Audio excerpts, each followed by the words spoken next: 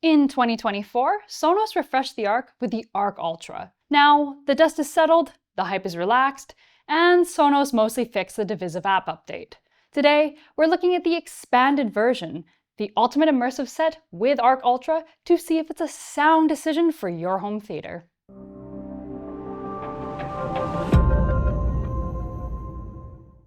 I'm Vanessa from RTINGS.com, and we've put this soundbar through its paces so you don't have to. For starters, it's just one of a handful of soundbar configurations you can get with the Sonos Arc Ultra. This setup comes complete with a Sub 4 and Sonos Era 300 speakers. We've tested the standalone as well, so between the two, you can draw some reasonable conclusions. All right, let's immersive ourselves.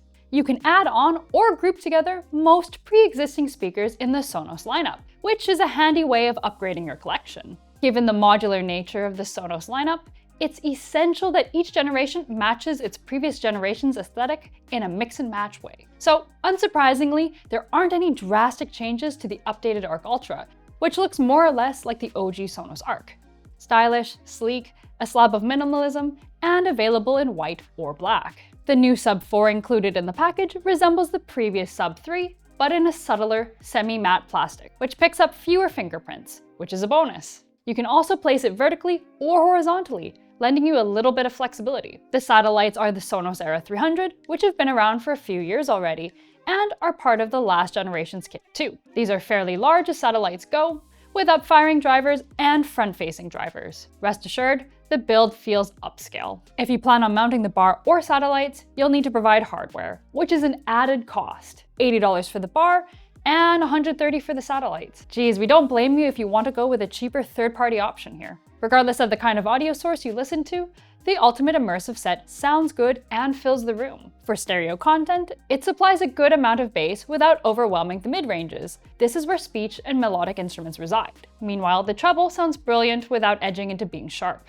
We didn't need to calibrate it besides using the True Play room correction. It boasts a pleasantly wide stereo surround stage too, with good focus across the stereo field. Stereo content will play back through all of the speakers, but if you select the ambient mode in the music playback menu, it'll turn down the volume of the rear channels. And the set gets plenty loud enough for all of the most cavernous rooms and grandiose applications, with very little compression, even at max volume. The discrete center channel trends bass heavy, but overall, the mid-range and treble sound clear enough that you can follow dialogue. Still, if conversations are hard to follow, the app offers voice enhancement to boost the frequencies, or you can reduce the low end by turning down the bass slider. The soundbar kit boasts a great surrounds performance. The response covers the full frequency spectrum well, with extra thump and a bright top end via the bar's satellites behind you and the side-firing drivers on the bar, alongside the sub. A note: when playing surround sound content, the Era 300 satellites play back audio louder from the outside-facing drivers and up-firing drivers than the front-facing and inside-facing drivers.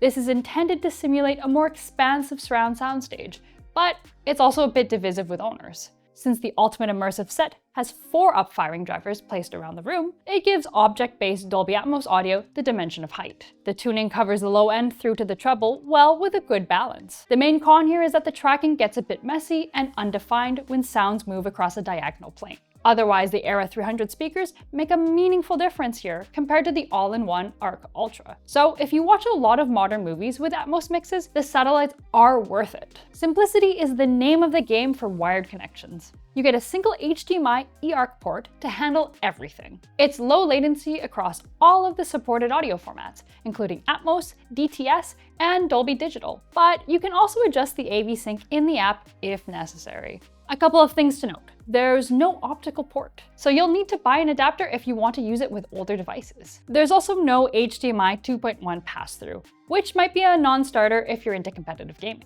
However, since its actual latency is low over eARC, it's more of a pain from the perspective of organizing multiple devices with HDMI ports rather than a real issue for most people. Wireless connectivity comprises of Wi-Fi, Apple AirPlay 2, Spotify Connect, and, new to the Arc Ultra, Bluetooth.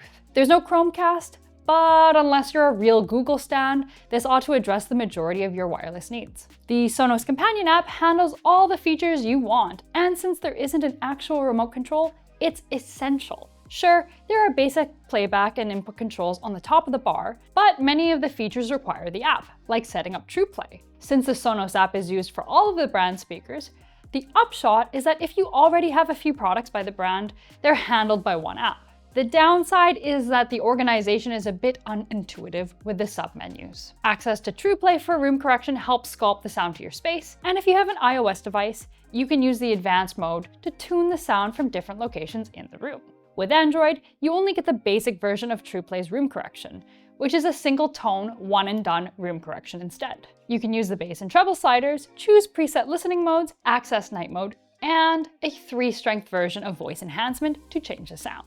There isn't a proper graphic EQ though, which isn't necessarily a deal breaker considering it sounds good out of the box anyhow. If you've already picked up a pair of the Sonos Ace wireless headphones, you can use them to listen when you watch TV. This is especially helpful at night if everyone else is asleep in the house. However, your mileage may vary with this feature called TV Swap. In testing, we found that it's hindered by latency, so you can experience lip sync mismatch.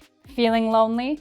The Arc Ultra supports Amazon Alexa, so you can make demands like the master of your domain from the couch. Alternatively, if you prefer a greater degree of privacy, there's a physical mute located at the back of the bar. As a home entertainment kit, the Sonos Ultimate Immersive Set with Arc Ultra is compelling, with a wide soundstage and a tuning that works great for a variety of usages. Whether it's listening to your weekend hype playlist, the latest blockbuster, or having a relaxing tea with your favorite podcast, it delivers. If you're already in the Sonos universe, there's the added benefit of grouping various products all under the app's roof and building up your Sonos speaker arsenal too. Now, arguably, not a huge amount has changed since the OG Sonos Arc Ultimate Immersive Set. Besides details like a slight retuning, a bit more expansive sound, and a newly added Bluetooth on the Arc Ultra, whether you should upgrade may come down to the rule of diminishing returns. Since so much depends on the app, the newest version of the soundbar will likely continue to receive updates for longer, which brings me to some caveats. If you've ever felt burnt by the last Sonos app revamp, you might be once bitten, twice shy with investing in the ecosystem more. Still, the manufacturer has added back most of the features they removed initially. But there is no physical remote, so one day in the far-flung future when your grandchildren inherit your ultimate immersive set with Arc Ultra, they will also have to dust off the ancient foam to manage most of the operations, and we both know it's probably not going to work by then. If you're into gaming, the absence of an HDMI in port with pass-through could be a deal breaker, though the eARC latency is quite low. So if you're not a competitive gamer, it might not be such a problem. It also doesn't come with an optical port, so you'll need to buy the adapter to use with older TVs. So what should you get instead? There's the top-of-the-line Samsung HW Q990D, which boasts greater audio format support, more HDMI ports, eARC, and HDMI-in, and optical, so you can truly use it as an entertainment hub. You get a graphic EQ, and it goes toe-to-toe with Sonos for Atmos performance. It also slightly outperforms the Sonos for surround sound by default, and gets louder with a better dynamics performance. Not to toot the horn of the Samsung train too much, but if you want a great soundbar and you're not willing to shell out the highest dollar, then the Samsung HW Q930D counts as an excellent choice. It's a step down from the Q990D and undercuts the price tag of the Sonos set considerably. Its main trade-off is losing out on HDMI 2.1 pass-through, which the Sonos lacks too. The Q930D boasts the same graphic EQ as the Q990D, and a similar default tuning. It's a touch less immersive over Atmos than the Sonos, but it's close. By most measures, it still sounds great with better connectivity and sound enhancement tools than the Sonos. The hitches? Both Samsung bars have slightly narrower stereo sound stages than the Sonos. They're also not meant to be grouped together or added onto the way that the Sonos modular ecosystem is designed. Guess what though? You do get a remote with the Samsungs. Either way, you can't go wrong with these soundbars. If you want to read up on the Sonos Ultimate Immersive Set with Arc Ultra, or any of the other soundbars we've tested or reviewed, check out the link in the description box below. For now, I'm Vanessa from RTINGS.com, where we help you find the best product for your needs. Goodbye! As a home entertainment kit, the Sonos... It's going to be like this. This is the worst.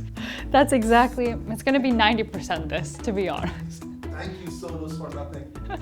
Why'd you give it such a hard name?